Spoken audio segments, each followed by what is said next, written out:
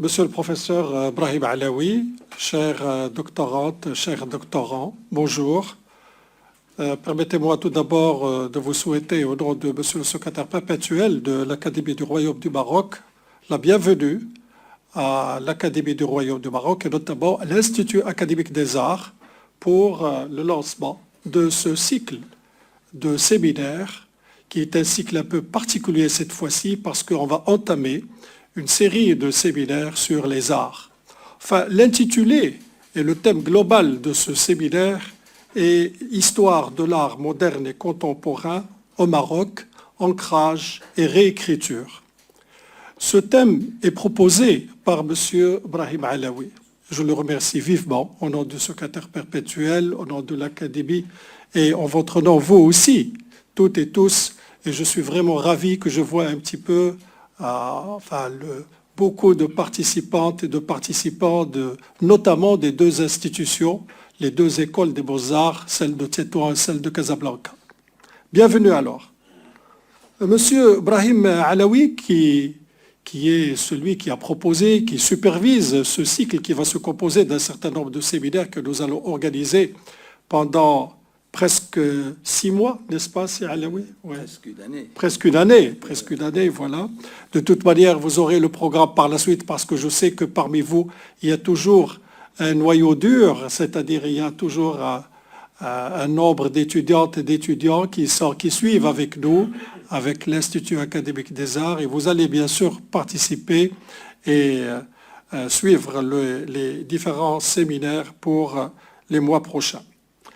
Monsieur Brahim Alaoui va entamer ce cycle par une conférence sur le thème « L'histoire de la peinture marocaine au XXe siècle ». Au moment où l'intelligence artificielle, comme vous le savez, menace beaucoup la créativité, l'innovation, etc., et bien nous, on s'occupe un petit peu de l'histoire de l'art, et notamment l'histoire de la peinture marocaine. Vous savez que l'étude de l'histoire de la peinture d'une nation est cruciale parce qu'elle permet un petit peu de saisir l'identité nationale et culturelle. Elle permet également de s'approprier ses valeurs, son évolution sociale et politique, parce que l'art et la peinture en particulier est toujours considéré comme un miroir par rapport à la vie de société. Monsieur Brahim Alaoui, je vais le présenter en quelques mots, mais je sais que son parcours est très riche. Mais je dirais Brahim Alaoui est un historien de l'art, d'abord, un commissaire d'exposition.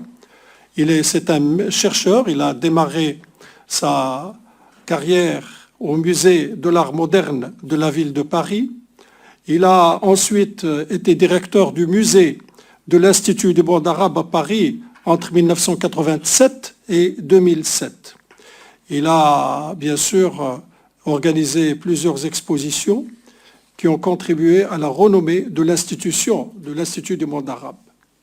Il partage désormais sa vie entre des activités du conseil, ingénierie, culturelle, d'édition et commissariat d'exposition. Alors, je le remercie encore une fois et je lui donne la parole pour commencer sa conférence. Merci beaucoup, Sibrahim.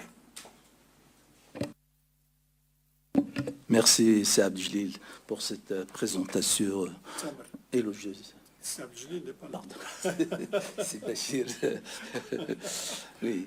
En tout cas, je tiens à remercier l'Académie du Royaume du Maroc, son secrétaire perpétuel, Saab Jalil Al-Hjoumri, ainsi que le directeur, son directeur, c'est Bachir Tamer, de m'avoir confié la coordination de ce cycle de séminaires sous le thème de global, histoire de l'art moderne et contemporain au Maroc, ancrage culturel et réécriture. Ces séminaires ont pour but de répondre à un besoin de connaissance de l'histoire de l'art moderne marocain depuis son émergence au début du XXe siècle jusqu'aux pratiques artistiques contemporaines. La mémoire de cet art, malheureusement, reste morcelée et éparpillée, et il est nécessaire d'en construire un récit cohérent, ancré dans son contexte culturel, émancipé de l'hégémonie d'une pensée dominante. Concernant ce premier séminaire introductif, il vise à dresser un panorama de l'histoire de la peinture au Maroc, à appréhender son évolution et ses modes de production en relation avec le contexte socio-culturel dans lequel elle a été créée. Il se décline en 2 séances. Ce matin, la première couvre l'histoire de l'art de la première moitié du XXe siècle, correspondant à la période coloniale jusqu'à l'indépendance du Maroc en 1956. Tandis que la deuxième, qui sera pour demain,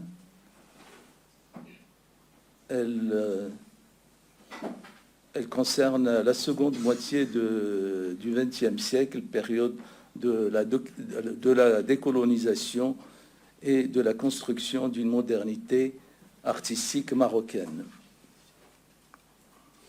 Ce premier séminaire, comme l'a rappelé Sibachir Tamel, constitue l'arrière-plan historique sur lequel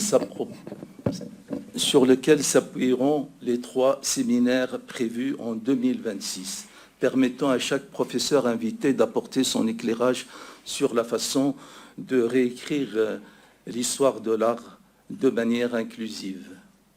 Nous aborderons ce matin les points suivants: la discipline de l'histoire de l'art et son évolution, la réécriture de l'histoire de l'art au Maroc à travers une perspective postcoloniale, l'orientalisme au Maroc au XIXe siècle, la peinture coloniale au Maroc au XXe siècle, l'émergence de la peinture marocaine au début du XXe siècle, et enfin la création d'institutions de formation académique à Tétouan et à Casablanca après la Deuxième Guerre mondiale. Voilà à peu près le plan chronologique qu'on va aborder ce matin, sachant que demain on abordera la deuxième partie du XXe siècle, c'est-à-dire de l'indépendance du Maroc jusqu'au début du XXIe siècle.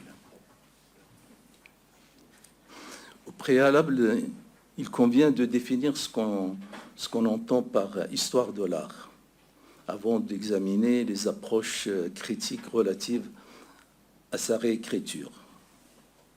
L'histoire de l'art est une discipline académique qui étudie les œuvres d'art et leur évolution à travers le temps. Elle examine non seulement les créations artistiques telles que la peinture, la sculpture, l'architecture, les arts décoratifs, mais aussi le contexte dans lequel ces œuvres ont été produites, y compris les facteurs socioculturels, économiques et politiques. Cette discipline est vue comme une science humaine et sociale, enrichissant notre compréhension des cultures humaines grâce à sa dimension pluridisciplinaire. Elle établit des connexions avec d'autres domaines tels que l'anthropologie, la sociologie, la psychologie, la philosophie et aussi la littérature, afin d'offrir une compréhension enrichie, nuancée des œuvres et de leur signification. Cependant, l'histoire de l'art n'est pas statique. Elle évolue avec le temps, au fur et à mesure que de nouvelles recherches et découvertes émergent, entraînant des révisions nos connaissances des créations artistiques à travers les âges. Souvent, des portions de l'histoire de l'art qui ont été ignorées ou négligées sont redécouvertes et valorisées. C'est particulièrement vrai pour l'histoire de l'art abordée en Europe au XIXe siècle, qui a présenté l'art occidental comme la norme universelle du beau et du progrès, reléguant les arts des autres régions du monde, comme ceux du Maroc, au rang d'art indigène. Alors que l'histoire de l'art du Maroc est millénaire et reflète la profondeur historique et la diversité de la société marocaine qui possède schématiquement un triple patrimoine, celui de la tradition pré-islamique, amazigh et africaine, celui de l'islam et de l'arabité, et enfin celui de l'orientalisme et de la peinture de chevalet de tradition européenne. Pour entamer la réécriture de l'histoire de l'art du Maroc, il convient de considérer ces trois dimensions. Cette démarche s'inscrit dans une réflexion globale, une réflexion critique sur la manière dont l'histoire de l'art du Maroc a été façonnée par le pouvoir colonial et son héritage. Il en va de même de la modernité artistique qui s'est focalisée le siècle dernier sur le modèle dominant occidental considéré comme le plus abouti et le plus digne d'étude. Cette remise en question des récits historiques dominants s'appuie sur des études postcoloniales apparues aux États-Unis dans les années 80, sous le terme postcolonial study. Ce courant intellectuel porte un regard critique sur l'héritage colonial, dénonçant ses effets sur la pensée des peuples colonisés, tout en les encourageant à régénérer cette pensée pour exprimer et développer leur propre vision du monde. L'ouvrage de l'intellectuel palestinien Edouard Saïd, intitulé « L'orientalisme, l'Orient créé par l'Occident », publié à New York en 1978, est souvent considéré comme le point de départ des études postcoloniales. Dans cet ouvrage, Edouard Saïd soulève le problème du regard occidental sur l'Orient et s'attaque particulièrement à l'orientalisme qu'il définit comme une entreprise intellectuelle et coloniale où le savoir est utilisé comme instrument de pouvoir et de domination. D'après lui, ce rapport de force a permis à l'Occident d'élaborer une représentation erronée de l'Orient. Rappelons que l'orientalisme est un mouvement artistique et littéraire qui décrit l'intérêt, la fascination et l'étude de l'Orient par l'Occident, surtout au XIXe siècle, marqué par une vision souvent stéréotypée liée à l'expansion coloniale. Bien que certains artistes voyageurs en Orient aient contribué par leurs œuvres à mieux faire connaître en Europe les paysages, les visages et les mœurs du monde arabe, leur exploration s'inscrit dans l'histoire politique de l'empire colonial.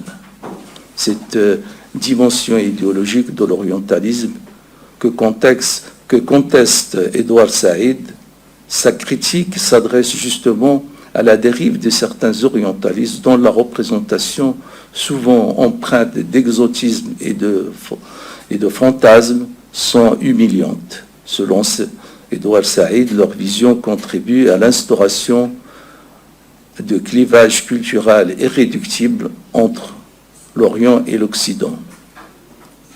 Cependant, ces accusations ne peuvent pas être généralisées à tous les orientalistes. Certains artistes ont cherché à comprendre et à respecter cet autre. Parmi eux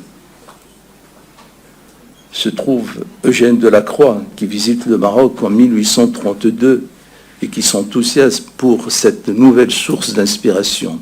Séduit par la noblesse des Marocains qu'il qualifia d'antiquité vivante, il dessine continuellement durant son séjour au Maroc, ce qui lui a permis de constituer un répertoire de motifs et de couleurs dont il s'est inspiré toute sa vie. Et je ne sais pas si on peut...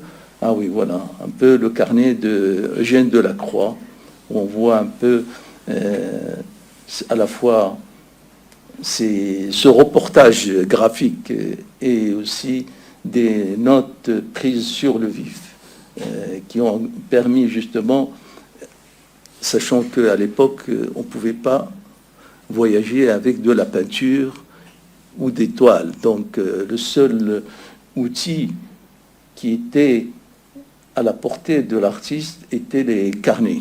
Et c'est comme ça qu'il a accumulé énormément de carnets durant ses voyages au Maroc.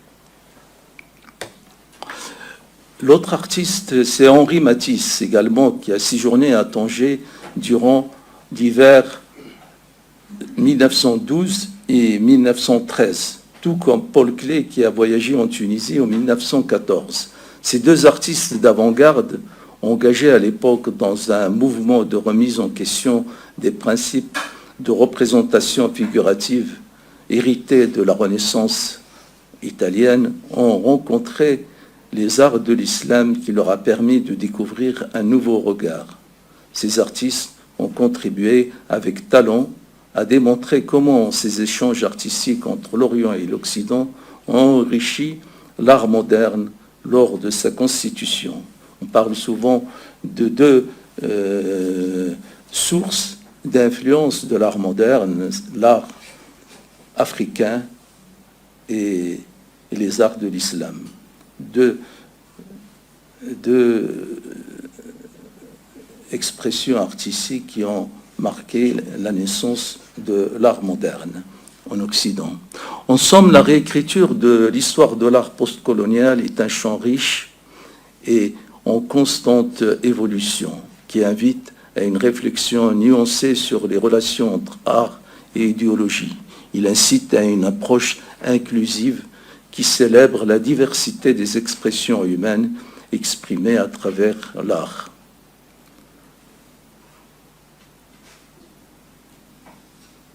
Donc, à partir du XIXe siècle, l'orientalisme qu'on vient d'évoquer s'est introduit au Maroc. Le contact du Maroc avec la peinture orientaliste est lié à l'expansion européenne qui a, au XIXe siècle, suscité chez les artistes occidentaux un intérêt croissant pour l'Orient et ses arts, comme mentionné précédemment. Le Maroc s'est progressivement imposé comme une étape essentielle pour les artistes en route vers l'Orient. La situation stratégique de Tanger, où siège le corps diplomatique occidental depuis 1856, était la seule ville accessible à ces artistes, alors que le reste du pays est perçu comme une contrée fermée et hostile. Les artistes voyageurs arrivent à Tanger, se sentaient confinés, n'osant s'aventurer à l'intérieur du territoire qu'en se joignant à une caravane diplomatique, comme ce fut le cas pour Eugène Delacroix en 1832, qui voyageait avec le comte de Montré lors d'une émission diplomatique auprès du sultan Moulay Abdelrahman à Meknès.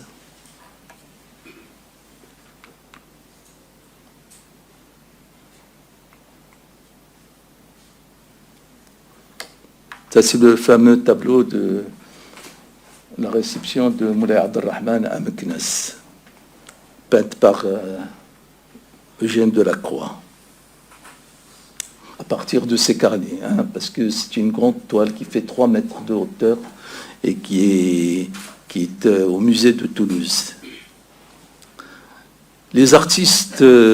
D'autres artistes suivent ces traces, comme Alfred de Hockney, qui se rend à Tanger en 1853 et peint, à la différence de Delacroix, des œuvres marquées de violence telles que la bastonnade, le supplice des voleurs et l'exécution de la juive.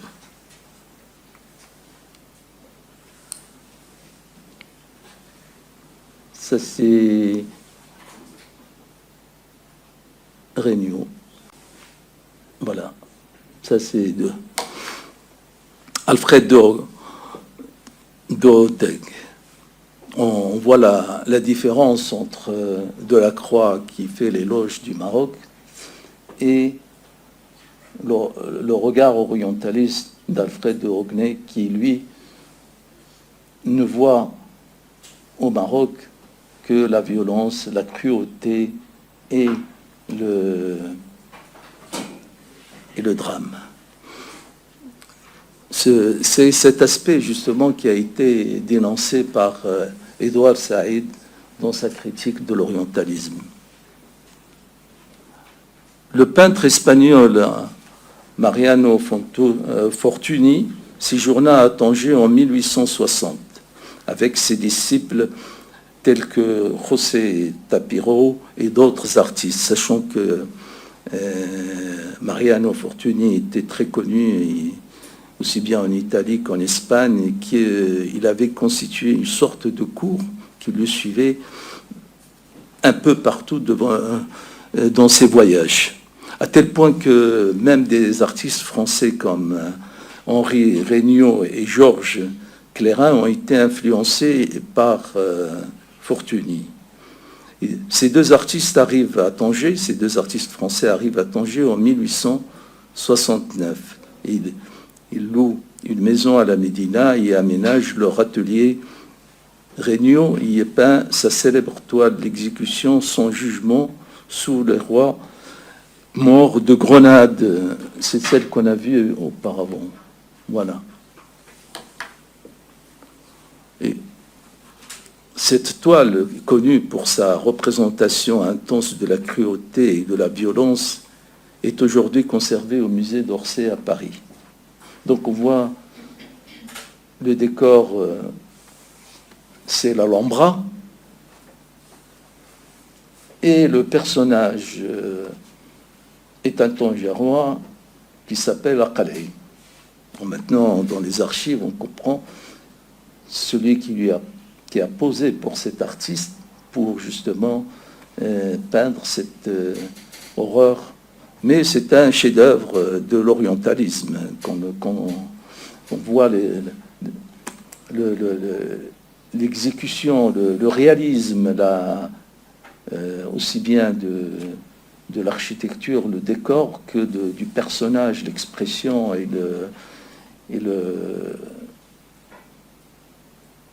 qui se dégage de cette toile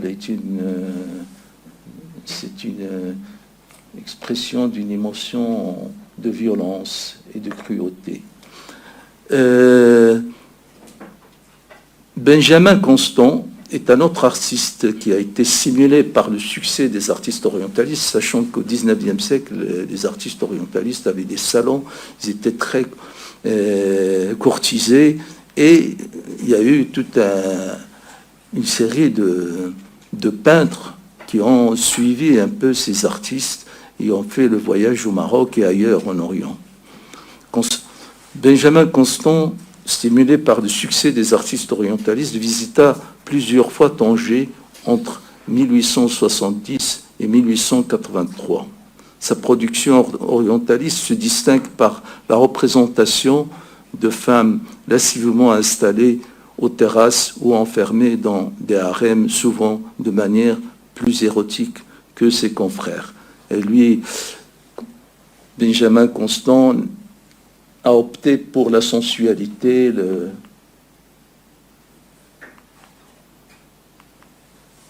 voilà, Benjamin Constant.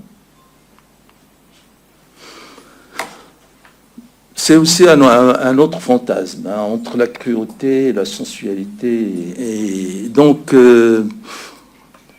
il est à noter que certaines œuvres des peintres orientalistes du XIXe siècle sont souvent teintées de fantasmes érotiques et d'un goût pour le massacre sanguinaire projeté sur l'Orient. Leurs peintures, largement diffusées en Europe, insufflent dans l'inconscient collectif l'image de despote oriental dépourvu d'humanité. L'orientalisme est alors perçu comme un vecteur de propagande coloniale qui a servi à légitimer la mission civilisatrice envers les peuples barbares, comme l'ont amplement démontré les études postcoloniales. Au XXe siècle, le Maroc connaîtra le protectorat et le corollaire du protectorat, l'arrivée des peintres dans la suite de la colonisation, ce qu'on appelle la peinture coloniale. Au début du XXe siècle, le Maroc, l'un des derniers royaumes d'Afrique encore indépendants, est convoité par de nombreuses puissances coloniales, dont la France, qui domine déjà l'Algérie, ainsi que par l'Angleterre, l'Allemagne et l'Espagne. En 1912, le Maroc devient un protectorat français, tandis que l'Espagne obtient un sous-protectorat dans le nord et le sud du Maroc. Le maréchal Lyautey, nommé résident général au Maroc, engage d'importants travaux de modernisation et encourage la venue d'artistes français dans le pays. Pour faciliter leur intégration, il leur permet de se déplacer librement dans des lieux auparavant inaccessibles et met à leur disposition des ateliers.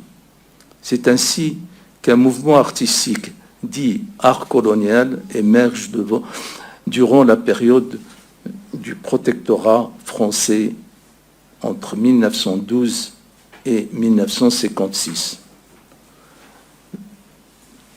De nombreux artistes parcourent le Maroc pour découvrir ces cités impériales et pour les plus audacieux, des régions comme l'Atlas et le Sud, tels que Jacques Majorelle, qui s'installe à Marrakech en 1919 et peint les Casbahs de l'Atlas, qui constitue un de ses thèmes favoris.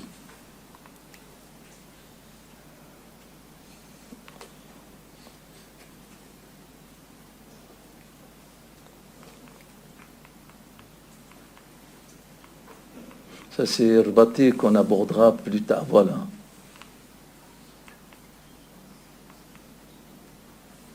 Ça, c'est Jacques Majorelle et les Casbahs du Sud.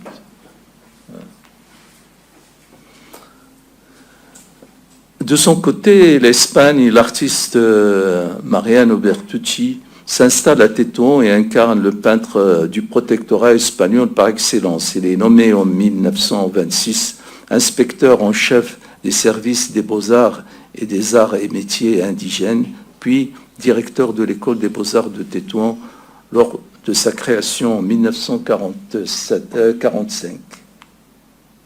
Ça, c'est Bertucci. Voilà.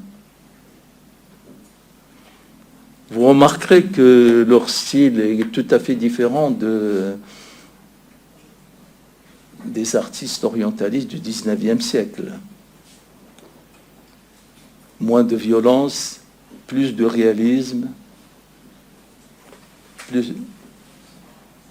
une peinture retenue, sans violence, sans excès, et plus proche de la vie de la population, parce que le protectorat avait permis justement un mélange, une proximité avec la population locale. Ce qui n'était pas le cas du XIXe siècle, où les artistes ne pouvaient pas voyager au-delà de Tanger. Et donc le Tanger leur servait de décor pour restituer un peu des scènes souvent imaginaires, mais idéologiquement teintées d'une vision rétrograde. Le soutien par le protectorat des artistes entraîne un changement de regard sur le Maroc, transformant l'orientalisme d'autrefois en art colonial. Ce dernier élabore une représentation fondée sur l'observation directe de la société marocaine de manière plus réaliste qu'auparavant. Cependant, il reprend certains thèmes orientalistes tout en apportant davantage de retenue, mais souvent avec moins de talent. C'est vrai que les artistes du XIXe siècle, malgré l'excès de violence, c'était des grands artistes. C'était des artistes qui sont reconnus comme étant les figures emblématiques de la peinture au XIXe siècle. Quand on Regnault, de Rodec,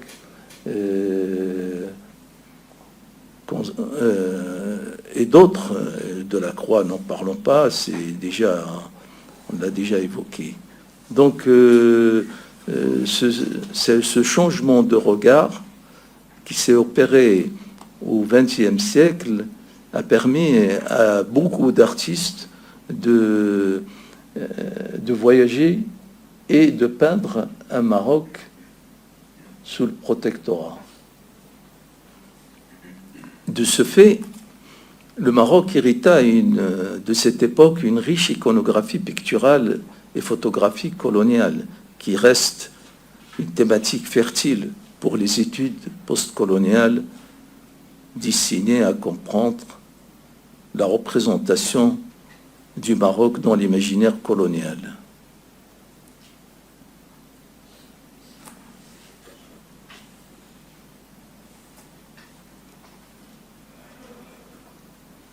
On va aborder, avant d'aborder l'émergence de la peinture marocaine, est-ce que vous souhaitez faire une pause ou qu'on puisse échanger sur cette partie de l'histoire liée un peu, l'histoire de l'art liée au Maroc, c'est-à-dire même si elle n'est pas, où le Maroc n'est pas impliqué, mais le Maroc subit le regard de l'autre. Et ce regard, effectivement, on a vu comment il a été à la fois au XIXe siècle un regard axé sur un imaginaire avec des connotations de violence et de fantasme, et à la période coloniale, une approche un peu différente, avec une proximité avec les scènes, la population marocaine. Donc tout cela cette proximité et cette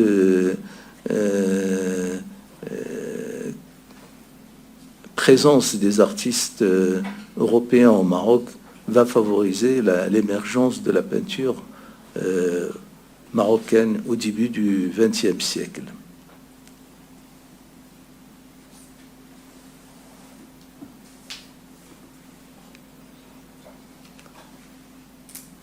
Est-ce qu'on peut peut-être entamer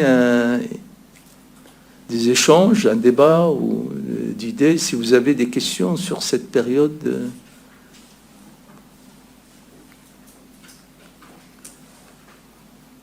Ou on continue, comme vous voulez. J'ai une Continue, question. d'accord. J'ai une question, s'il vous plaît, si vous permettez. Pardon. Au fond. Bonjour. Une question, vous avez parlé de l'art colonial.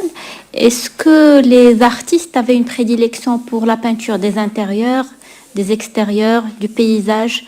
Est-ce qu'il y avait une découverte multi-paysagère, si je me permets l'expression, ou bien ils choisissaient, ou bien ils avaient une ligne de conduite, par exemple, ils dépeignaient les intérieurs, les maisons, le quotidien, ou bien la nature, le paysage. Donc, est-ce qu'il y avait une distinction ou c'était une découverte du Maroc? C'est une bonne question parce que quand j'ai évoqué un peu la proximité des peintres coloniaux avec la population marocaine, il ne faut pas oublier que le Maroc était très réservé. Donc, on peut...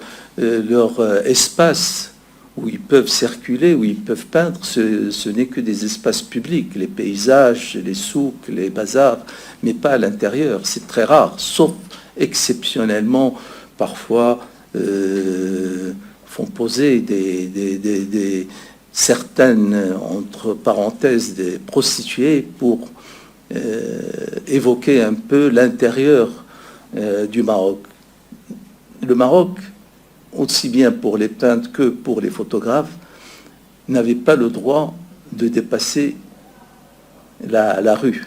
C'est-à-dire les demeures, la vie des Marocains n'était pas accessible à ces orientalistes, sauf quand ils se mettent à peindre dans des décors. Mais beaucoup de voyageurs, des peintres voyageurs ont ramené en France et ailleurs des objets, des décors, des tissus, des meubles, et à partir de ces décors, ils constituent un environnement un peu oriental et ils font poser des modèles dans leur peinture, ce qui ne reflète ni la réalité de la vie quotidienne intime des Marocains, mais qui est plus une reconstitution imaginaire d'un intérieur marocain.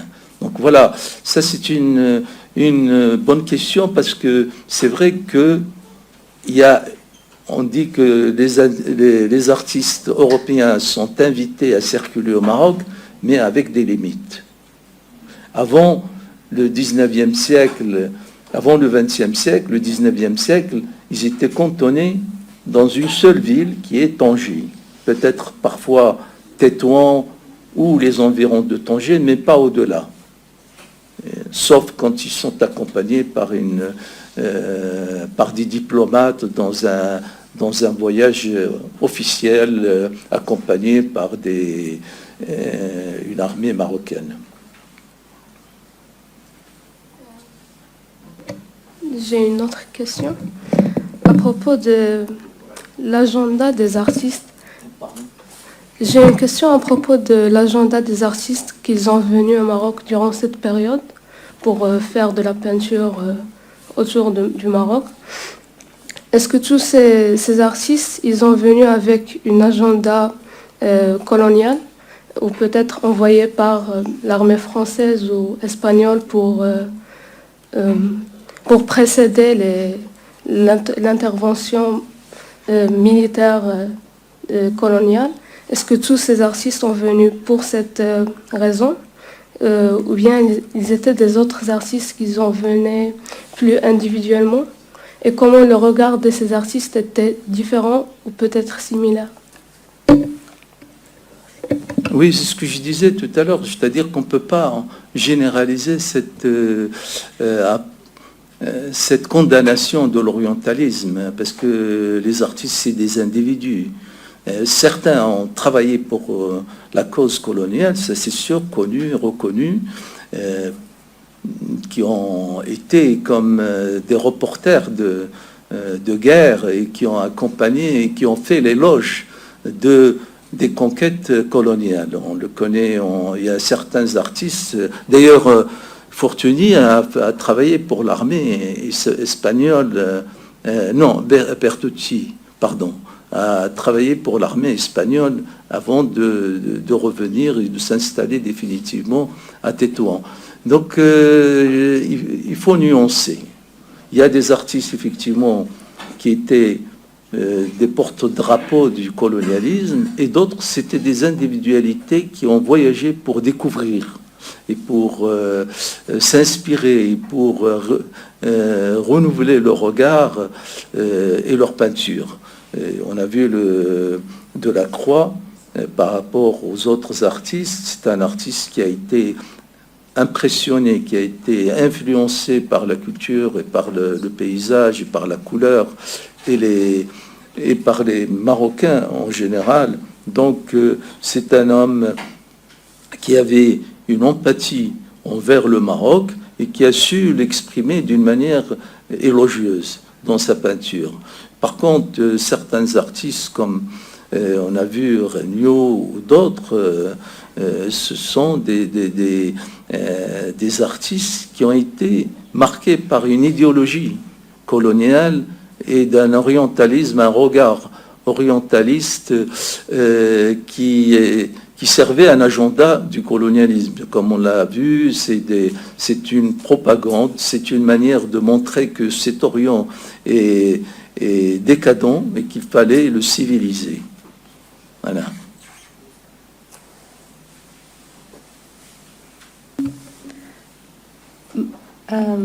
Je me permets... bonjour. Bonjour, c'est Ibrahim. J'aimerais rajouter à votre réponse à la première question concernant la représentation des espaces intérieurs. Malgré la restriction, on va dire, du voyage de Delacroix à Meknès, il a été invité à la maison de son guide, justement, qui était juif.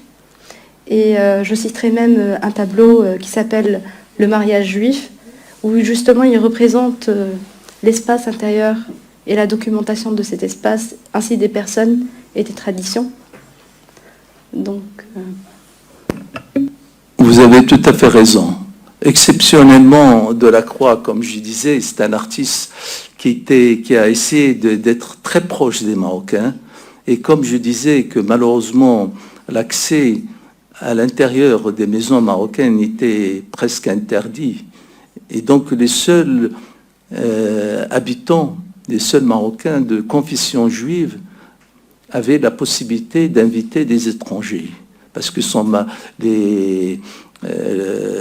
la noce juive à Tanger, ou même les femmes d'Alger, qui est un chef-d'œuvre connu, c'est grâce à cette approche très sympathique et très volontaire de Delacroix de vouloir s'approcher de la population, de comprendre leurs mœurs, l'art de vivre, lui a permis d'accéder à certains intérieurs. Exceptionnellement, Delacroix, vous avez tout à fait raison, c'est un des seuls artistes orientalistes qui s'est rapproché de la population et qui a su exprimer l'intimité des intérieurs du Maroc. Le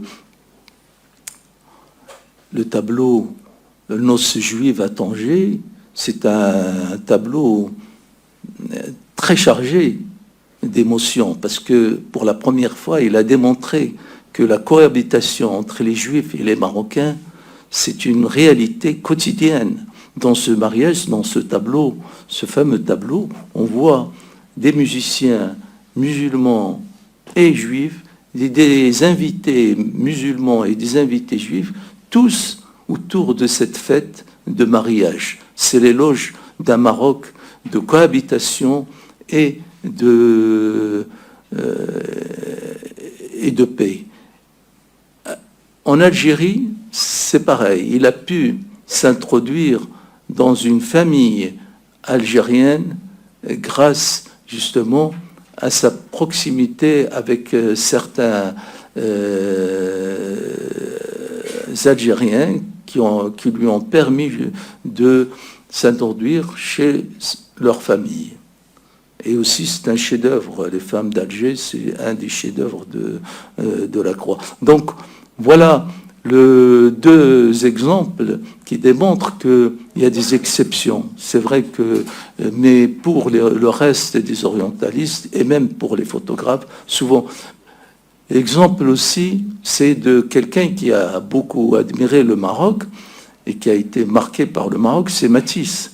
Matisse, quand il est arrivé à Tanger, il habitait à l'hôtel Villa de France. Et de sa fenêtre, il a peint. Mais quand il a voulu peindre des Marocaines, malheureusement, il s'est adressé à une prostituée qui a posé pour lui, la Zohra, la fameuse. Donc, vous voyez, un artiste a pu s'introduire dans des familles et à l'intérieur des familles, et l'autre, malgré son désir de connaître les femmes marocaines, n'a pu le faire qu'en faisant appel à une prostituée. Donc, c'était, pour résumer, c'était pas accessible aux orientalistes et aux peintres étrangers. Le Maroc restait très, très, pas fermé, mais je dirais, à garder ses distances avec la curiosité de certains artistes.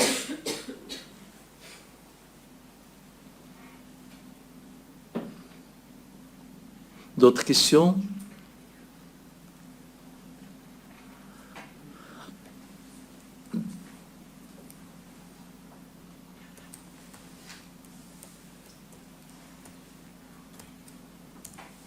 Donc on va aborder un peu l'émergence de la peinture marocaine au début du XXe siècle.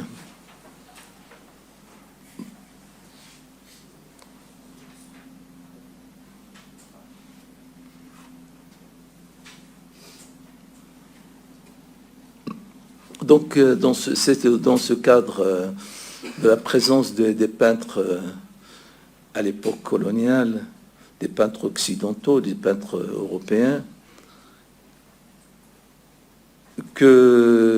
qu'émergent des peintres marocains au début du XXe siècle. des artistes autodidactes qui n'ont pas été formés dans des écoles, mais qui sont spontanément se donner à la peinture. Des artistes comme Menebhi à Tanger, Ben Al-Arbi El-Fassi à Marrakech, Ben Chilan à Aba. Bien que nous disposons de très peu d'informations à leur sujet, le seul artiste de cette première génération dont les œuvres et des éléments biographiques nous sont parvenus est Mohamed Ben Ali Al-Rabati. Mohamed Ben Ali Al-Rabati est né à Rabat, comme son nom l'indique, en 1861.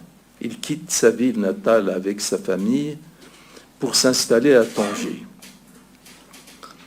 En 1903, il est engagé comme cuisinier chez John Lavery, un peintre impressionniste irlandais qui a visité Tanger pour la première fois en 1890 et y retourne régulièrement jusqu'à son achat d'une maison à la vieille montagne de Tanger où il séjourna en hiver jusqu'en 1920.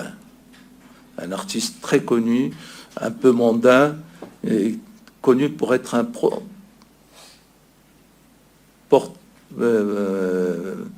portraitiste. Chez Lavery, le cuisinier Rabati se familiarise avec le milieu artistique et mondain de Tanger international et s'initie à la peinture, à l'aquarelle, qui connaît au XIXe siècle un franc succès en Angleterre, notamment parmi les artistes voyageurs. John Lavery est reconnu pour son utilisation des techniques fluides et la création des effets de profondeur dans ses œuvres. Rabati, en observant Lavery peindre, acquit petit à petit la délicate technique de l'aquarelle qui lui permettait ainsi de réaliser des œuvres sur papier où la transparence et la luminosité dominent. En habitant au cœur de la Médina de Tanger, Rabati observe des scènes de la vie quotidienne et assiste à des fêtes et cérémonies profanes et religieuses. Il restitue des récits en images de la vie sociale de Tanger qui constitue une forme de témoignage ethnologique pictural du Maroc au début du XXe siècle.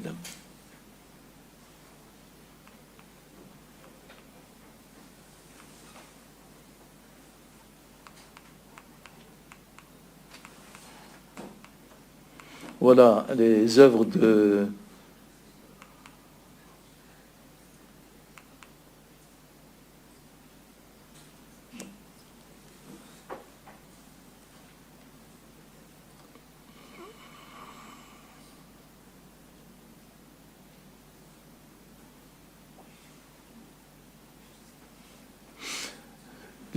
Mohamed Ali Rabati.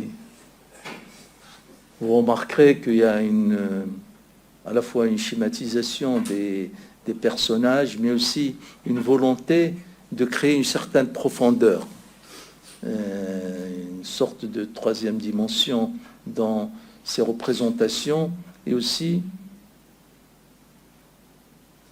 un intérêt pour le décoratif dans toutes ces voies au sol et partout, un intérêt pour le décoratif. Donc c'est un style assez particulier.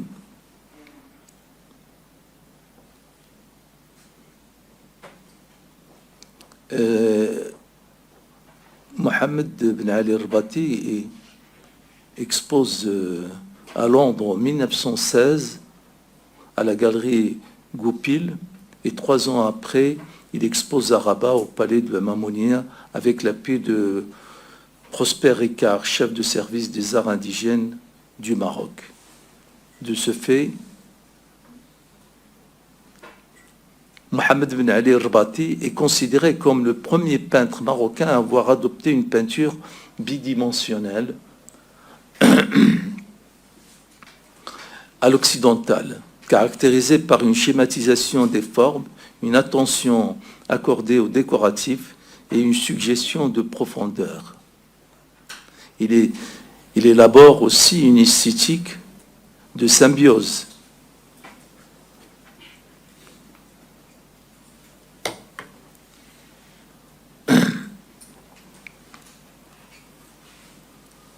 Qui se manifeste dans la liaison qu'il tente de créer entre ses aquarelles et leur encadrement réalisé en bois sculpté et décoré dans le style traditionnel. C'est lui qui peignait les cadres. Donc c'est cette symbiose entre le cadre et la peinture. C'est la porte de la Casbah qui a été aussi peinte par Matisse. Cette cohésion entre l'œuvre et son cadre, qu'il soit virtuel ou physique, renvoie à la tradition de l'enluminure qui accompagne les manuscrits arabes généralement ornés de motifs géométriques ou végétaux colorés. Des motifs différents. Cela témoigne de la volonté de l'artiste d'acclimater une pratique artistique étrangère à sa culture locale. Donc déjà, il y a la volonté de se différencier et de se donner une identité culturelle. De plus, en opposant sa signature en arabe sur chacune de ses œuvres, une pratique peu courante dans l'art traditionnel, Arbaté affirme son individualité et son identité culturelle. Vous remarquerez que toutes ces toiles, ces aquarelles sont signées, on le voit en bas à droite, Arbaté. Et les encadrements réalisés par l'artiste lui-même montrent que cette volonté de faire une sorte de symbiose entre l'art traditionnel et la peinture occidentale, d'influence occidentale.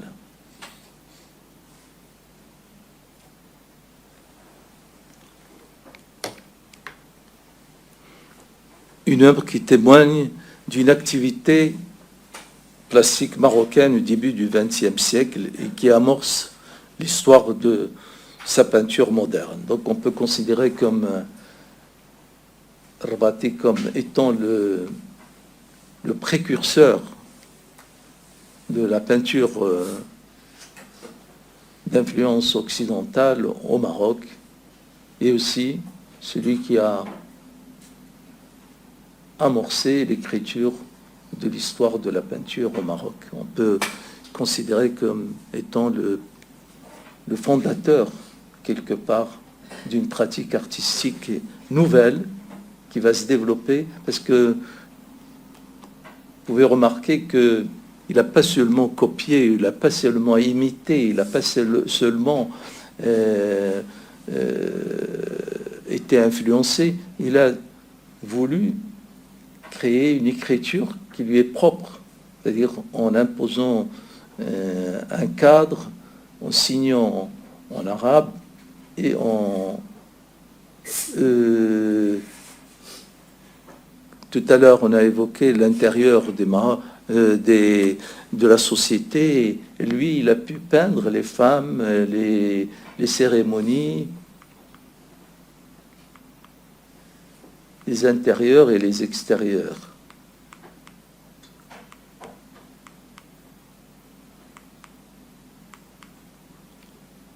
Ici, c'est dans une mosquée.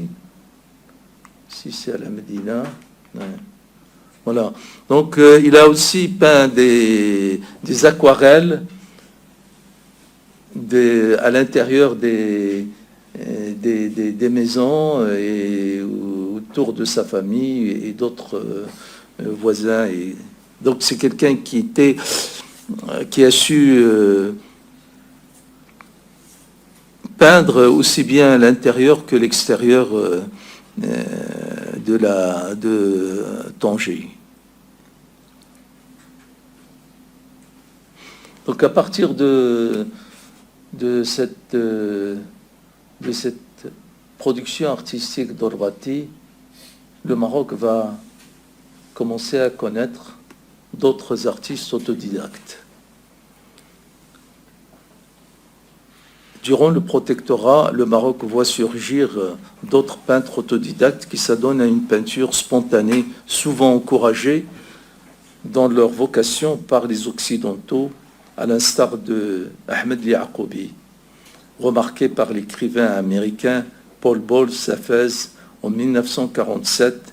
Il l'incite à traduire son talent de conteur en peinture. Ya'qoubi, qui vivait à Fès et qui a fait la connaissance de Paul Bowles, l'écrivain américain. Paul Bowles a été séduit par son art de raconter des histoires. Il n'était pas du tout peintre, il était plutôt un guide, un conteur, un charmeur.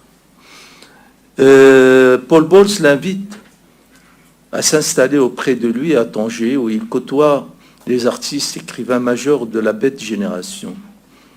La bête génération, c'est tout un ensemble de peintres, d'écrivains et d'intellectuels américains qui sont venus à Tanger dans les années 40, 50, jusqu'aux années 60, et qui ont été marqués par la culture marocaine, et notamment la musique, mais aussi la culture populaire, les contes et la poésie. Parmi ces écrivains artistes de la bête génération, se trouve Briand Guésine, qui était aussi artiste et peintre très proche de Paul Bowles. Celui-ci rencontre Mohamed Hamri, reconnaît son talent et l'encourage à peindre. Voilà, donc Paul Bowles rencontre Ya'qoubi et Briand Guésine rencontre Mohamed Hamri, deux artistes de cette époque, fin des années 40, début des années 50. On a deux artistes à Tanger qui ont été promus par des intellectuels de la bête génération. Ainsi, la présence des membres de la bête génération à Tanger révèle des artistes marocains singuliers, jouant d'une fausse naïveté avec une liberté et une imagination féconde, d'autant plus que le langage visuel qu'ils emploient n'est tributaire ni des conventions académiques, ni de mimétisme. Alors,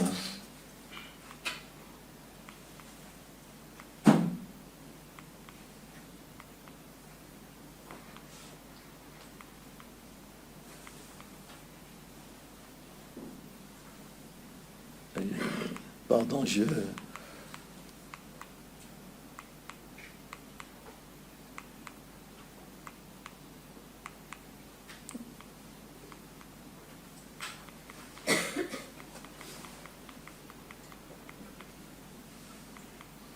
Voilà, ça c'est Ahmed Ya'qoubi. On voit que c'est une peinture qui est très marquée par un imaginaire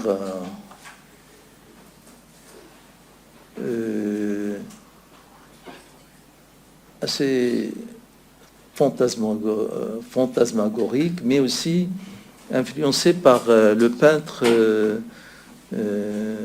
anglais qui a vécu à Tanger et qui a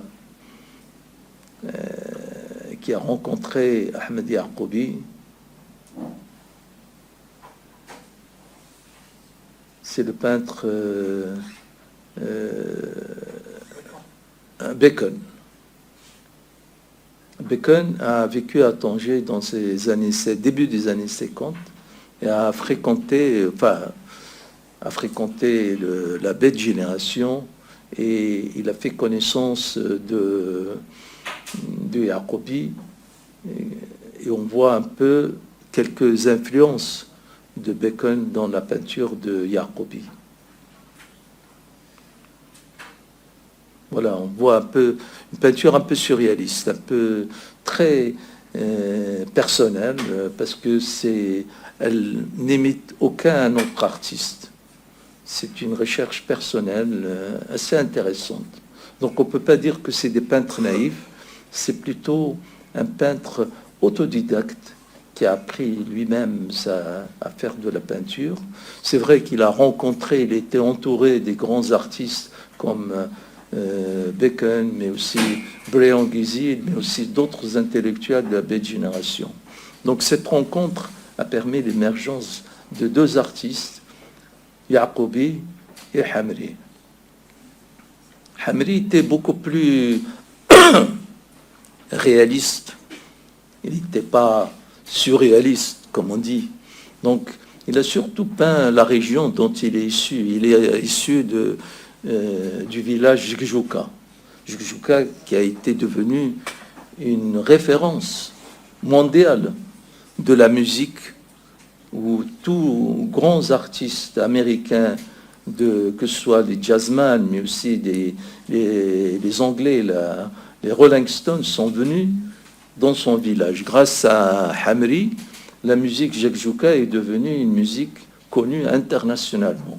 Et il venait s'installer dans ce petit village où il y avait cette musique qui ensorcelait un peu tous ces grands musiciens qui venaient s'inspirer. Donc voilà, il avait deux talents. Il était peintre, mais il était issu d'une confrérie des Jigjuka, donc il a fait connaître internationalement cette musique de Jigjuka. Aujourd'hui, c'est une musique qui est revendiquée par les Rolling Stones, par d'autres jazzmen très connus, Randy Weston, etc. Ça reflète aussi cette présence de cette bête génération à Tanger, une sorte de métissage culturel où les musiques fusionnaient et où la littérature, quelqu'un comme Paul Bowles, très connu comme écrivain américain, un des précurseurs de nouvelle littérature, je dirais, qui se démarque un peu de l'écriture pratiquée à l'époque grâce à un certain mélange d'imaginaire des conteurs marocains. Il était entouré des conteurs marocains qui lui racontaient des histoires, des conteurs populaires, et racontaient des histoires et qu'il traduisait en anglais à partir de leurs récits, un peu décousus, un peu en fumant un peu de hashish. Ça développe un imaginaire très, très fluide et très fertile, ce qui fait que cette littérature s'inspire d'un imaginaire très populaire, mais qui est nourri qui a nourri la littérature contemporaine de Paul Bowles, qui se revendiquait en tant qu'écrivain qui a révolutionné la littérature américaine grâce à sa présence à Tanger et sa fréquentation des conteurs et des poètes et des écrivains au Maroc. Donc voilà un peu ces deux artistes. Mais il y en a d'autres. Il ne faut pas oublier qu'autour de la bête génération, il y a toute une génération d'artistes. J'ai vu que dernièrement, au festival de Marrakech, il y a eu un film sur Paul Bowles et sur l'entourage de Paul Bowles qui l'ont fréquenté et qui l'ont influencé. Et réciproquement, il les a aussi influencés. L'un de ses disciples, c'est Mohamed Choukri. Mohamed Choukri n'a pu être écrivain que grâce à sa rencontre avec Paul Bowles, qui l'a encouragé au début et qui l'a aidé à se donner à l'écriture. cette présence de la bête génération à Tanger était aussi mal vue par certains écrivains marocains qui ont considéré que cette présence de la bête génération avait un regard un peu orientaliste et raciste envers les Marocains. On le voit un peu dans leur littérature. Le Marocain était toujours un misérable. Et donc, voilà, il faut regarder ça aussi avec un regard critique. Tout n'est pas très positif, mais il y a aussi des aspects négatifs dans cette approche du Maroc par les écrivains et les intellectuels de la bête génération. Une autre personnalité a joué un rôle très important dans la découverte des artistes marocains et Jacqueline Brodskis, à Rabat. Jacqueline Brodskis, c'est une artiste peintre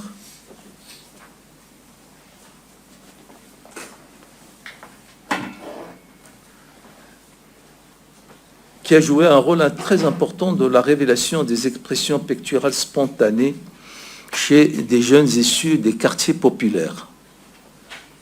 Elle était peintre de formation. Elle arrive au Maroc, à Rabat, en 1938, où elle est chargée par le protectorat d'organiser des ateliers d'initiation à la peinture dans les principales villes du Maroc.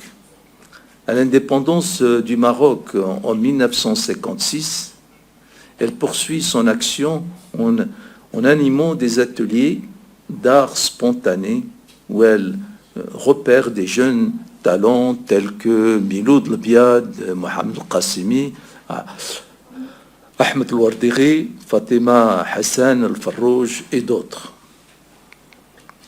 Seulement, Miloud Lbiad et Mohamed Al-Qassimi s'émancipent d'une peinture spontanée et forgent leur propre chemin grâce à leur talent et à leur persévérance, tandis que d'autres s'épanouissent dans une expression picturale instinctive, imprégnée d'une atmosphère fantastique et féerique.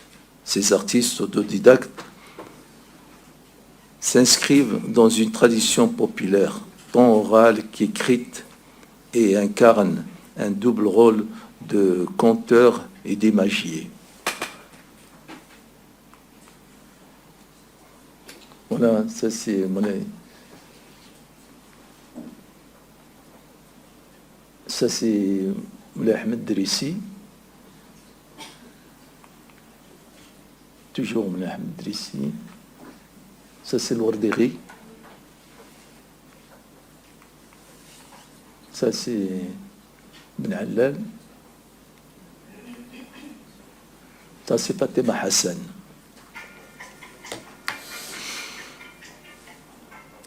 D'autres artistes émergent dans différentes villes du Maroc, comme Mohamed Ben Allal. On a vu. Soutenu par le peintre Jacques Azéma, qui le fait exposer avec lui en 1948 à Marrakech. Ben Allal élabore une approche picturale propre, utilisant la gouache en aplat et représentant des personnages vus de profil, accomplissant leurs activités quotidiennes à Marrakech. Donc là, on voit c'est la prière, mais on a d'autres scènes dans la rue et dans le marché, etc.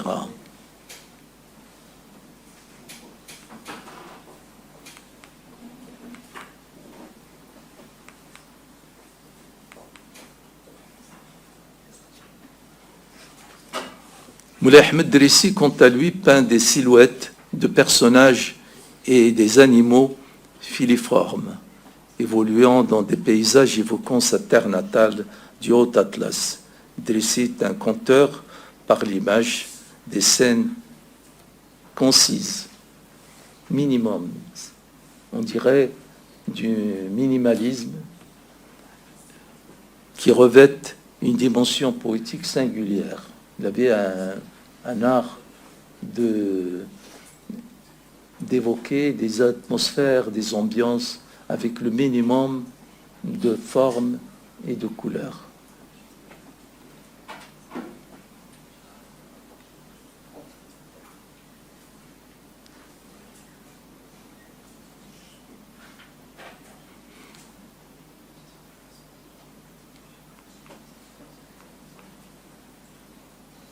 Le Warderi, qui était un jardinier, qui a su exprimer d'une manière féerique l'atmosphère du paradis et du jardin d'Aden.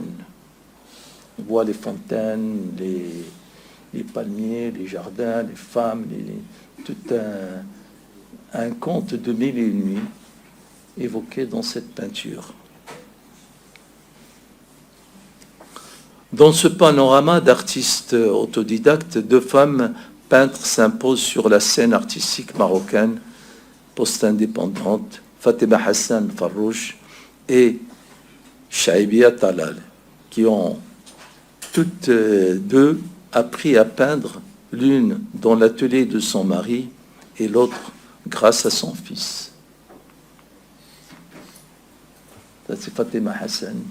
On voit souvent le mariage, les fêtes, les femmes, voilà, évoquent essentiellement les femmes à l'intérieur de leur demeure, autour des fêtes, mariage, et aussi de cérémonies, de henné et d'autres.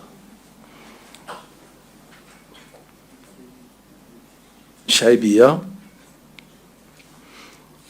Talal commence à peindre sous l'encouragement de son fils Hussein Talal, qui était peintre, qui, en 1965,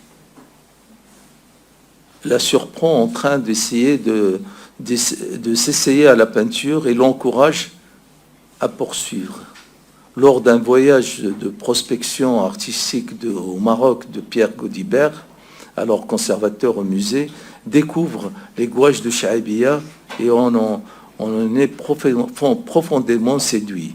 Convaincu par son talent, il l'invite à participer en 1966 au salon des surindépendants au musée d'art moderne de la ville de Paris. À partir de ce moment, Shaibia se consacre entièrement à son art, puisant ses images dans la vie populaire marocaine qu'elle représente avec des couleurs brutes et par des gestes amples.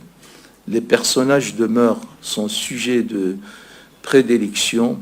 Les visages et les mains occupent une place centrale dans ses toiles, exprimant sa force de caractère, sa joie de vivre et son affectivité. Donc, Shaibia s'est imposé par son talent et par sa manière de peindre d'une manière très libre, très spontanée et avec beaucoup de fraîcheur.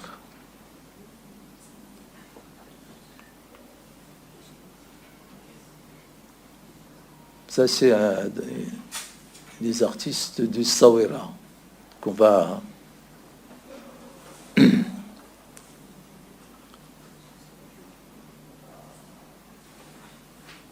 Alors, ces peintres autodidactes qui ont émergé au Maroc dans les années 50, 60,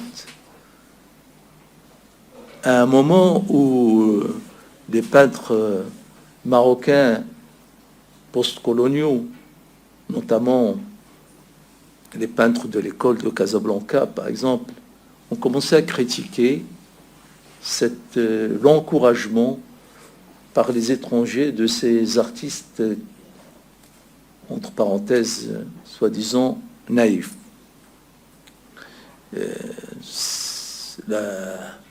L'art naïf a été mal perçu à l'époque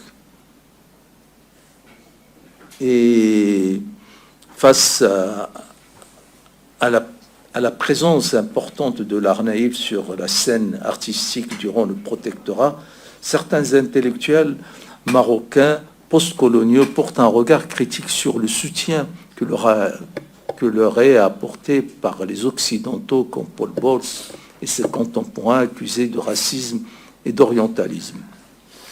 Quant aux artistes marocains, des artistes modernes marocains, ils ont tenu pour une certaine période ces peintres autodidactes à l'écart, considérant que leur production relève d'un art naïf, tendance qui n'est à leurs yeux que le relent d'une vision réductrice encouragée par le colonialisme au détriment d'un art réfléchi. Toutefois, cette position prise par les artistes du groupe de Casablanca dans les années 60 ne durera pas. Ces artistes singuliers seront finalement reconnus et admirés dans tout le pays par tous. Cette tradition artistique pratiquée par les autodidactes qui ont pris par eux-mêmes, qui ont appris par eux-mêmes en dehors du système de formation académique, perdure aujourd'hui au Maroc, notamment à Essaouira, où la galerie Frédéric Damgar s'est intéressée la fin des années 80 aux œuvres de ces artistes qui puisent leur force créatrice dans la culture populaire.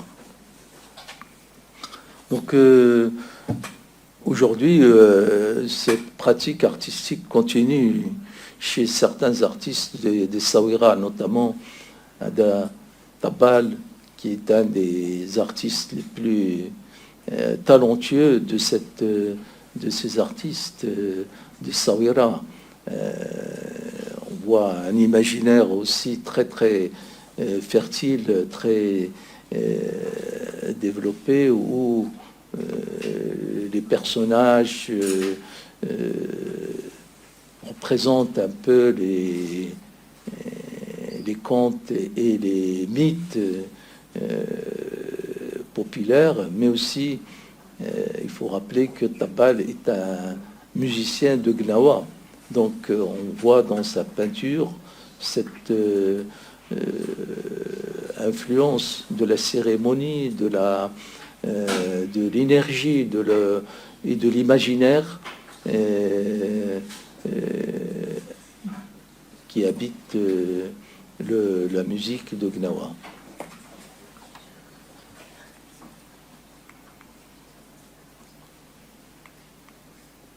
Un autre artiste de cette dimension aussi, c'est Saladi, que vous connaissez. Donc là aussi, c'est un imaginaire un peu surréaliste, très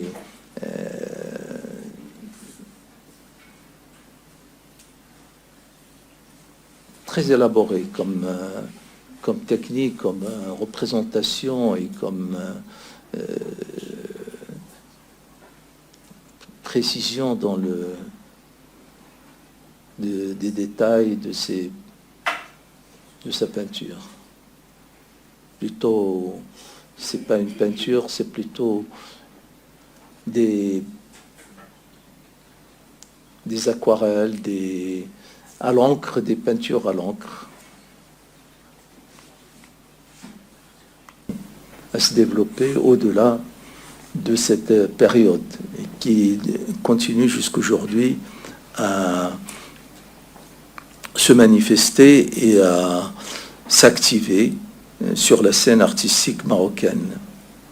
Donc on fait une petite pause si vous voulez,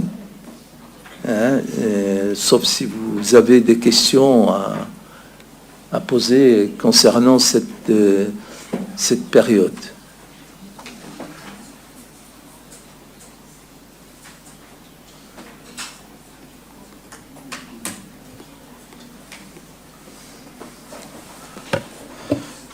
Je veux savoir le rapport des artistes coloniaux ou bien les artistes orientalistes par rapport aux artistes naïfs. Est-ce qu'ils ont honnête ou bien malhonnête par rapport, c'est-à-dire le rapport entre eux, vu que les artistes, par exemple, avant-gardistes comme Chibam, les Hebel Kaya, ils ont refusé, c'est-à-dire le rapport, ou bien l'idée des artistes orientalistes ou bien colonialistes sur l'art naïf. Est-ce qu'ils ont l'idée de... Est-ce qu'ils étaient honnêtes ou bien malhonnêtes au niveau d'idées? Oui, l'histoire de l'art, comme je l'ai évoqué au début, doit prendre en considération le contexte historique. Il faut dire que ce débat s'est déroulé juste après l'indépendance du Maroc. C'est-à-dire que le Maroc sortait d'une période coloniale et voulait élaborer sa propre modernité. Donc les acteurs de cette modernité avaient un dilemme. Comment se positionner, comment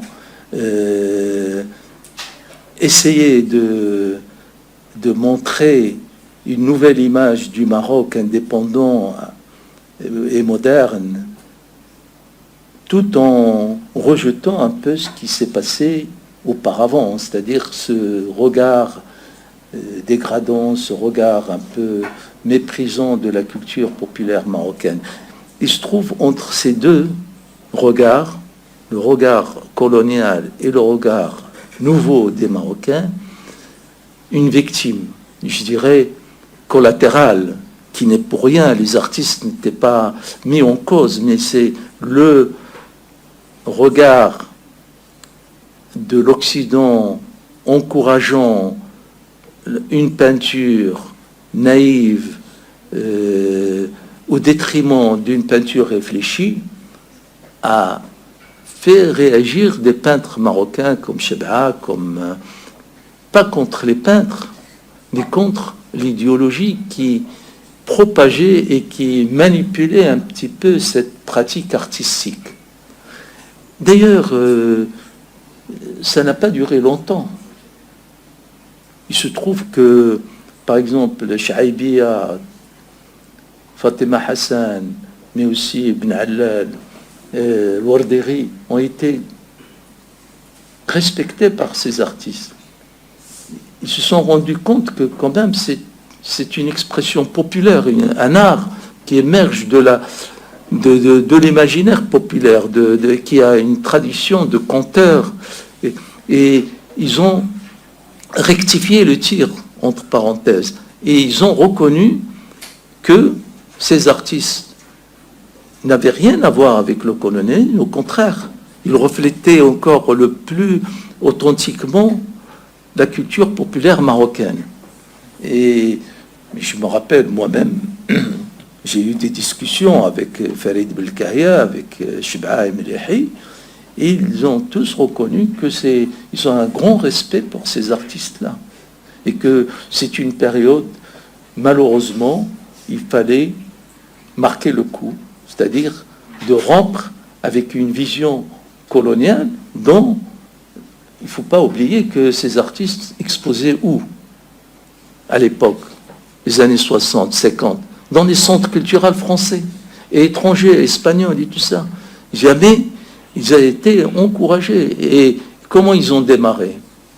Ibn Allal, c'est Azema, et d'autres, tous ont été encouragés par des artistes parce qu'ils avaient du talent, mais parce que ceux qui les ont encouragés avaient une autre vision.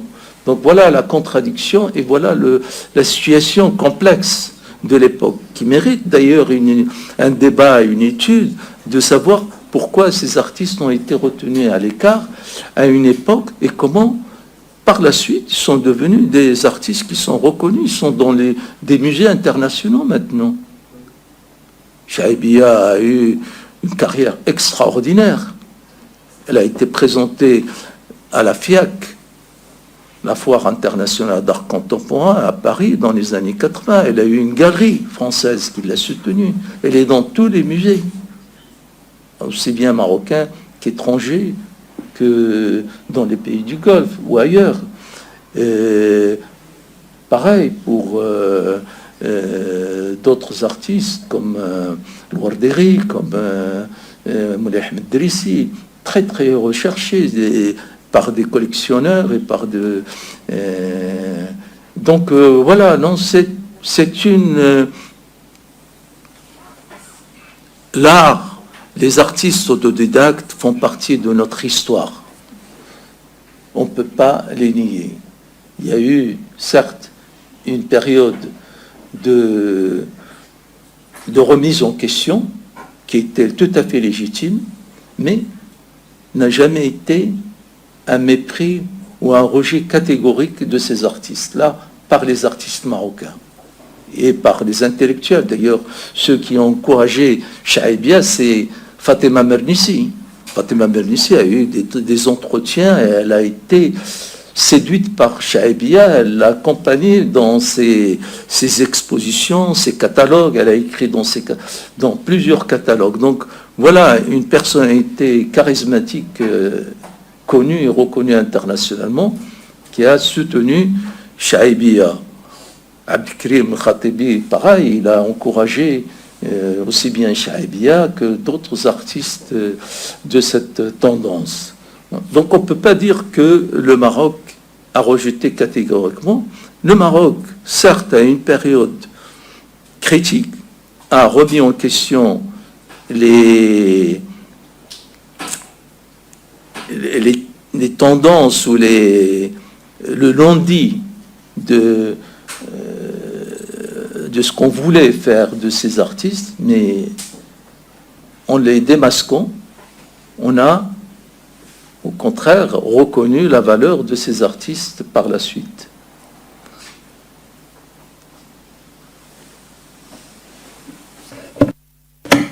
Bonjour, j'ai juste une question par rapport à Abbas Saladi. Oui, on sait que c'est un artiste autodidacte, mais est-ce qu'il a vécu une influence par rapport à d'autres artistes à la période où il a vécu? Moi, je considère Abbas Saladi c'est un artiste culte et typiquement différent par rapport à son travail par rapport à d'autres œuvres de d'autres artistes. Au niveau graphique, au dessin et de la couleur. C'est différent par rapport aux autres. Est-ce qu'il y a une influence qui a laissé une trace au travail de Saladi? Vous avez raison de soulever la singularité de Saladi. C'est un artiste singulier. Hein. Il n'a jamais imité quiconque. C'est un artiste qui n'a ni disciple, ni... Il n'a pas de référence. Il ne se réfère pas à d'autres artistes. C'est un artiste... qui a fait des études, d'ailleurs, il n'est pas du tout naïf. Hein. C'est un artiste singulier, dans le sens où il a développé un imaginaire qui lui est propre parce que ça reflète aussi son état psychologique. On sait qu'il a eu des crises et des périodes difficiles psychologiquement. Et donc il a trouvé refuge dans la peinture, dans une peinture complètement surréaliste, complètement imaginaire, où il a pu exprimer ses fantasmes, ses rêves, ses contraintes. Tout est dans sa peinture. C'est ce qui est important chez ces artistes que j'appelle en général des peintres singuliers. Chacun est singulier, chacun de ces artistes. Il n'y a pas une école. On ne peut pas dire qu'il y a une école d'art naïf au Maroc. Il y a des individualités, des singularités. C'est des artistes. Chacun a développé son imaginaire, son écriture, sa manière d'appréhender le monde et son entourage, et aussi son imaginaire. Donc voilà, ce qui est fascinant chez ces artistes, c'est justement cette singularité. Chaque artiste est un monde, chaque artiste exprime son monde. Et ni Chahibia, ni Fatima Hassan, ni Ibn Allal, ni Louardiri, ni Saladi ne peuvent avoir quelque chose en commun, stylistiquement je parle. Ce n'est pas une école. Mais ils ont tous cette liberté. Ils se distinguent par cette liberté d'expression, cet imaginaire fertile. Chacun d'eux a un imaginaire extraordinaire. Ils ne sont pas bloqués, ils n'ont pas été formés dans une académie, certes, mais ils ont cet imaginaire ouvert sur le monde et très développé pour exprimer leur vision du monde.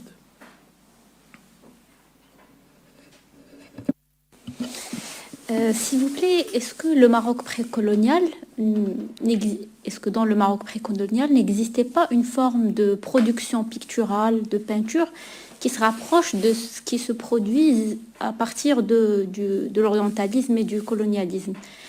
J'imagine qu'une société qui peut créer des tapis, qui peut créer le travail de l'orfèvrerie, du travail sur le plâtre, sur le bois. Donc il y a une certaine créativité, il y a de l'art. Mais est-ce que cette forme de création picturale, de peinture, ça veut dire sous forme de tableau, d'aquarelle, n'existait qu'avec l'avènement de l'orientalisme? Je suis en train de réfléchir depuis tout à l'heure parce que le Maroc n'était pas quand même cloisonné. Il avait une certaine connexion avec les pays européens. Donc il y avait des sultans qui se faisaient leurs portraits. Est-ce qu'à aucun moment il y avait je ne sais pas, est-ce qu'on peut les appeler des artistes, mais peut-être des créations qui étaient avant cette date de protectorat ou de colonialisme ou de ces liens avec l'Occident qui était la date de création de l'art peinture au Maroc? Et merci. Oui, je pense que, comme je disais tout à l'heure, que le patrimoine marocain, il est millénaire. Il traverse des siècles d'histoire et il reflète la diversité culturelle du Maroc. Donc, la peinture n'est qu'une facette de ce patrimoine. Quand on parle du patrimoine marocain, on ne peut pas le limiter à la peinture. Mais comme on évoque au cours de ce séminaire la modernité, la peinture moderne au Maroc, on se limite à l'émergence de cette peinture. Mais on n'ignore pas que cette peinture émerge à côté d'une tradition millénaire de la pratique artistique, comme vous avez évoqué, à travers l'architecture, la décoration, l'arabesque, les enluminures, le travail du bois. Tous ces arts sont quand même des expressions artistiques authentiquement marocaines, à travers aussi la broderie, le tissage. On a une richesse extraordinaire. Comme je disais, il y a le patrimoine amazigh, le patrimoine arabo-musulman, mais la peinture occidentale est arrivée au XXe siècle. Donc voilà, il ne faut pas non plus réduire la création artistique marocaine à la période ou à l'influence de la peinture de Chevalet qui est arrivée, comme on le sait, à la fin du XIXe siècle et au début du XXe siècle. Donc l'histoire de l'art, comme je disais, il faut être ancré dans notre histoire locale, dans notre contexte culturel et en relation avec nos sociétés et notre développement économique et social.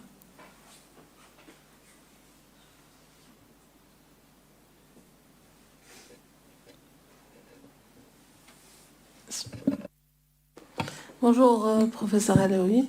Alors, à travers la frise historique que vous avez retracée devant nous ce matin, nous avons constaté que l'art a constitué, a fait office d'interface à plusieurs niveaux. Une interface politique, ensuite une interface de diffusion culturelle. Maintenant, dans votre lecture de l'histoire de l'art actualisée, que va devoir, ce à quoi va faire face l'institution culturelle et artistique dans la réalité actuelle des choses avec la révolution numérique, l'intervention de nouvelles techniques, l'ancrage dans l'univers de l'intelligence artificielle, etc. C'est-à-dire l'avenir de l'histoire de l'art. Permettez, cette première séance concerne le début du XXe siècle jusqu'aux années 50.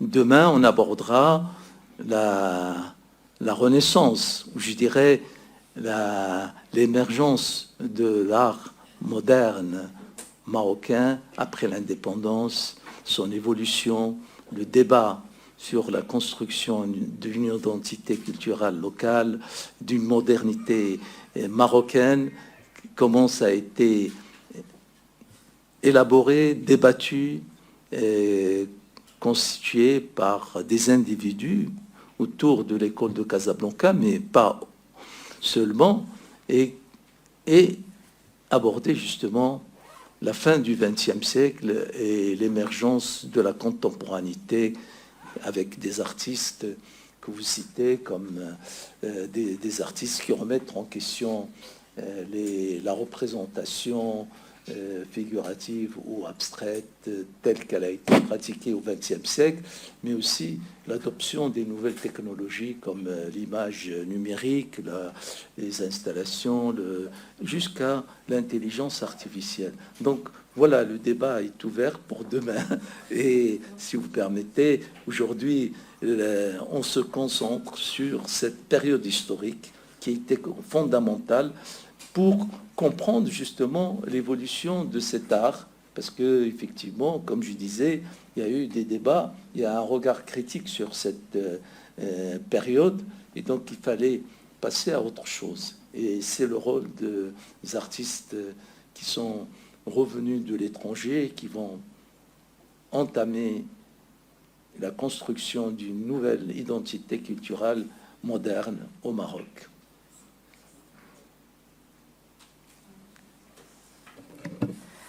Vous avez parlé de le respect que les artistes qui ont rejeté ce regard colonial comme les artistes Subab, Kahia et Mnehi. Ce respect envers ces artistes qui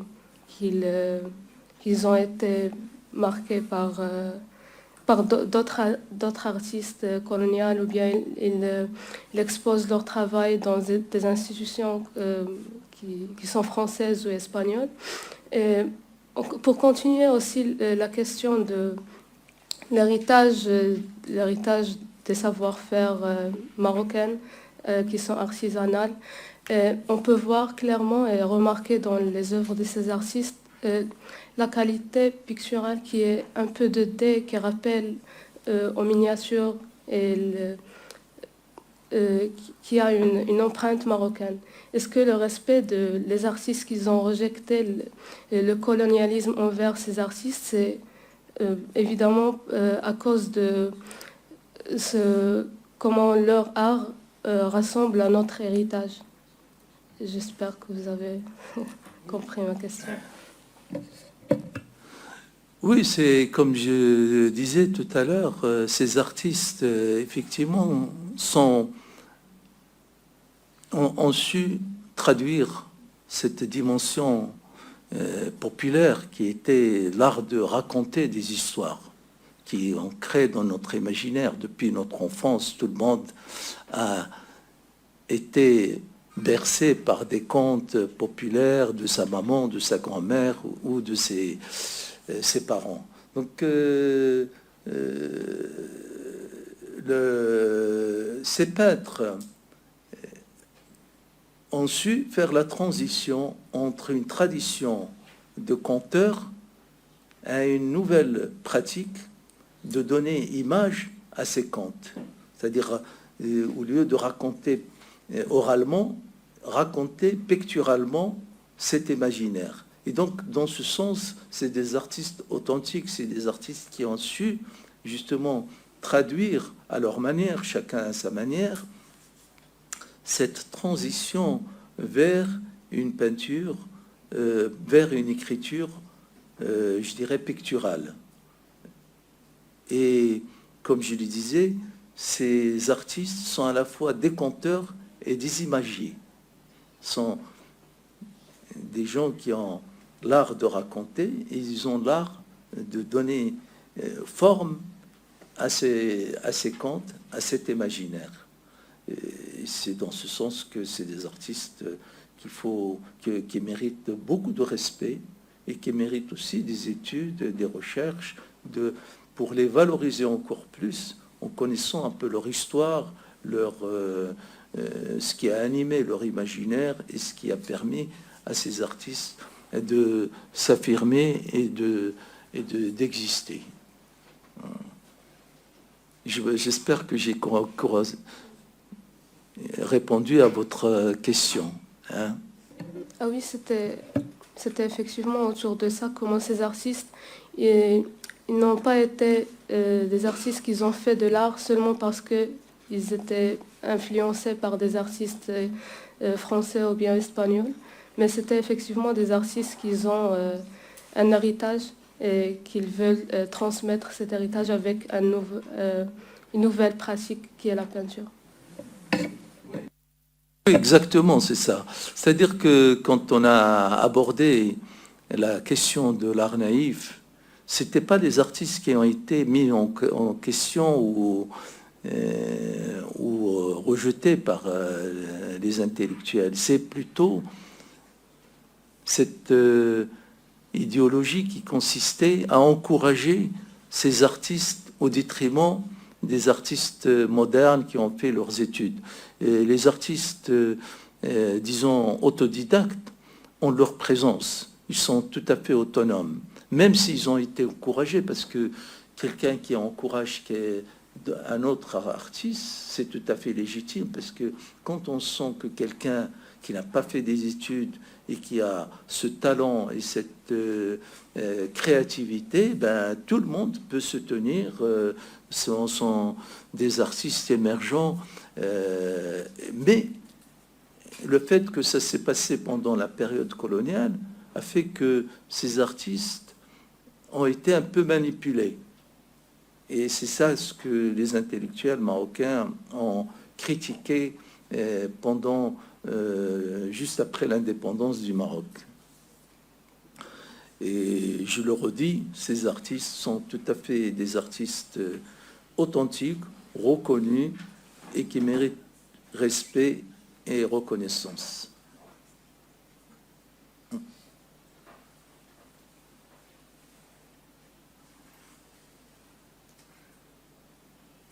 Je pense qu'on peut faire une petite pause, si vous voulez bien, et on reprend dans 15 minutes, 10 minutes, 30 minutes.